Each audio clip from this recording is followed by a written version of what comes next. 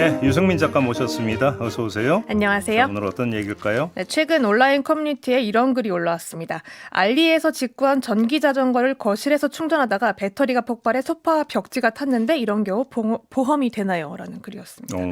자칫하면 큰 화제로 이어질 수 있었던 상황인데요. 요즘 온라인에 이런 우려글들이 자주 올라오고 있습니다. 직구를 한 배터리를 충전해도 괜찮을까요? 전기 자전거를 실내에서 보관을 해도 괜찮을까요? 라는 글들인데 최근 기름값이 오르면서 출퇴근이나 배달용으로 전기 킥보드, 자전거, 오토바이 같은 이 전기 이륜차 이용이 늘고 있다라는 보도도 있었습니다. 그런데 한편으로는 배터리 화재 소식도 끊이지 않기 때문에 불안감을 호소를 하는 건데요.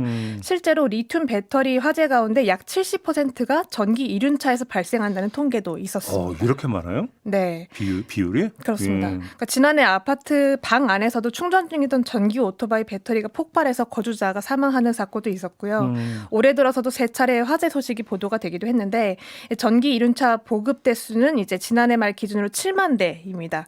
전기차가 82만 대니까 비교를 하면은 훨씬 적은데도 배터리 화재는 상당수가 전기 이륜차에서 발생을 한다라는 거죠. 뭐 전기 자동차에 이제 충전기가 따로 있지만 네. 이런 경우는 보통 가정에서 그러면 충전을 하겠네요. 보통 실내에서 많이 충전을 하는데요.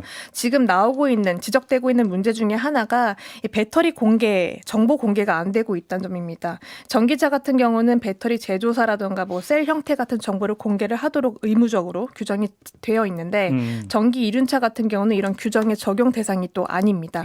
하지만 전문가들은 이런 사각지대를 보완하는 것도 상당히 중요하지만 결과적으로는 사용 과정에서의 어떤 소비자의 관리가 훨씬 중요하다라는 걸 좀 강조를 하고 있는데요. 직접 들어보시겠습니다. 서강대 화학과 이덕환 명예교수의 이야기입니다. 전기 자전거나 스쿠터용 배터리는 싸게는 몇만 원에서 뭐 10여만 원 정도 되는 아주 작은 제품이거든요. 상자 속에 우리가 알고 있는 동그란 원통형의 배터리가 수십 개가 쭉 들어있는 거거든요. 원통형의 셀은 큰 기업에서 만드는데 그거를 그렇게 통에다 넣어서 패키징을 하는 회사들은 소비자가 인식할 수 없는 영세 업체들이에요. 제조사 갑돌이 회사 이게 찾지도 못하는 영세 업체 이름이 덜컥 나오면은 의미가 없죠. 그리고 사실 정보가 중요한 게 아니고요. 소비자의 관리가 중요한 거거든요. 그러면 소비자가 관리를 하려면 뭘 염두에 둬야 되는 겁니까? 네, 우선 그 리튬 배터리 화재 원인부터 살펴봐야 하는 건데요. 주로 원인으로 지목되고 있는 게 분리막 파손에 의한 내부 합선입니다. 리튬 배터리 안에는 분리막이라는 장치가 있는데 아주 이게 얇은 플라스틱이라서 말 그대로 종이장처럼 얇은 막이 전극을 분리해주고 있는 그런 구조입니다. 근데 이 막에 이제 충격이 가해지거나 변형이 되거나 손상이 되면 내부에서 합선이 일어나서 전류가 급격히 흐르고 열이 나는 건데 결국 그렇게 폭발이나 화재로 이어지는 겁니다. 문제는 그 시점을 아무도 알 수 없다는 건데요. 이덕환 교수 이야기를 들어보겠습니다. 예를 들어서 망치로 빵 때렸는데 금방 뻥 터지면 내가 망치로 때려서 화재가 났구나 하고 금방 알 수 있잖아요. 근데 충격이 가해지고 나서 5시간, 6시간 후에 뻥 터진다 그러면은 소비자 입장에서는 이게 내가 떨어뜨려서 화재가 난 건지 아닌지 인과관계를 인식하기가 되게 어려워지죠. 그게 이 리튬이온 배터리의 또 하나의 아주 난처한 특성입니다. 그래서 소비자가 그 가능성을 항상 염두에 두고 써야지 돼요. 이 리튬 배터리 얘기는 참 계속 나오네요. 아무튼 여러 가지 사건에서 계속 나오는데 결국은 소비자가 조심하는 수밖에 없다. 현재로서는. 현재로서는 그렇습니다. 현 시점에 우리가 생각할 수 있는 대책이 무엇이 있을지를 좀 물었는데요. 들어보겠습니다.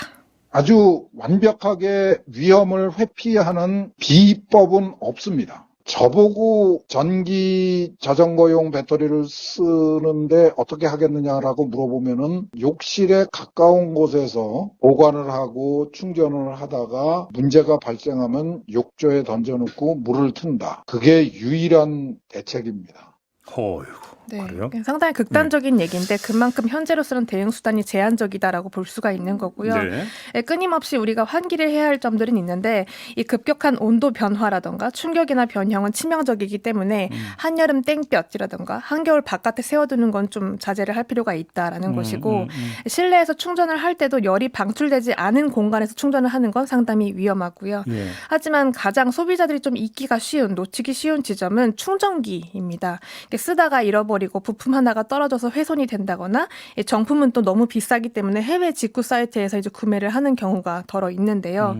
이렇게 그 해외 플랫폼 어제 상세 페이지를 보니까 정보를 확인할 수 없는 배터리들도 많았고 충전기들도 많았기 때문에 그런 제품을 우리가 구매해서 사용을 할 경우에는 굉장히 위험할 수 있다라는 점도 전문가들이 지적을 하고 있습니다. 네. 이렇게 규격에 맞지 않는 충전기를 쓸 경우 문제는 전류가 많이 흐르게 되고 이 충전 속도가 빨라지는데 그때 이제 분리막 파손의 원인이 될 수 있다라는 겁니다. 그러니까 제조사가 권장을 하는 정품 충전기를 쓸 필요가 있다라는 점도 마지막으로 강조를 해드립니다. 이정희 님이 지금 의견 주셨는데요. 핸드폰도 한정 충전을 하면 멈추게 하는 기능이 있는데 좀 이런 기능이 없으면 보급을 못하게 해야 되는 것 아니냐. 네. 이런 지금 의견을 전문가이신 것 같은데요.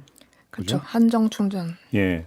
그렇죠. 이것도 하나의 뭔가 좀 좋은 대안이 될 수 있을 것 같은데 아까 이제 그 대부분 영세업체라고 했잖아요. 네. 이덕환 교수 이야기에 따르면 네. 이것 좀 어떤 뭐 저기 규격이라든지 기준이라는 것도 좀 강화할 필요가 있지 않을까 싶은 생각 좀 들기는 하네요. 네. 그렇죠? 관리가 취약한 상황이기 때문에 거기에 대한 규제도 필요한 상황입니다. 알겠습니다.